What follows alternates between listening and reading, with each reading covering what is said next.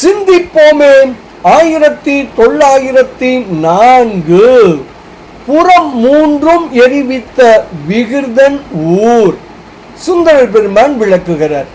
நின்ற கோலத்தில் தோன்றும் திருமாலும் தாமரையில் வீற்றிருக்கும் பிரம்மனும் போன்ற தேவர்கள் குறை இறந்து வேண்ட அவர்களது துன்பத்தை போக்க எண்ணி மேரு மலை ஆகிய வில்லும் வாசுகி என்ற பாம்பாகிய நானும் தீயாகிய அம்பும் கொண்டு பகைவரது முப்புறங்களையும் எரித்த மேலானவன் ஊர் எது தெரியுமா என்று வினவினால், அது சொல் வகைகளையும் பொருள் வகைகளையும் உடைய 4 வேதங்களையும் தோத்திரங்களையும் சொல்லி சொல்லி துதித்து இறை நெறியில் கற்பாரும் கேட்பாருமாய் நின்று எவ்விடத்தும் கலைகளை பயில்கின்ற அந்தணர்கள் வாழும் திருக்கலையநல்லூர் ஆகும்.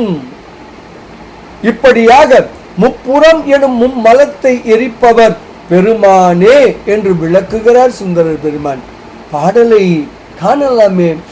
நிற்பானும் கமலத்தில் இருப்பானும் முதலா நிறைந்த அமரர் குறைந்து இறப்ப நினைந்து அருளியவர்காய் வெற்பார்வில் அரவு நான் எரி அம்பால் விரவார்புறம் மூன்றும் எரிவித்த விகிர்தன் ஊர் வினவில் சொற்பால பொருட்பால கருதி ஒரு 4 தோத்திரமும் பல சொல்லி துதித்து இறைதன் திறத்தே கற்பாரும் கேட்பாருமாய் எங்கும் நன்கு கலை பயில் அந்தனர் வாழும் கலையநல்லூர் காணே என்று சுந்தர பெருமான் தாம் அருளி செய்த திருப்பாட்டு எனும் 7வது திருமுறையான தேவாரத்தில் 16வது பதிகத்தில் 5வது திருப்பாட்டில் மிக தெளிவாக விளக்குகிறார்.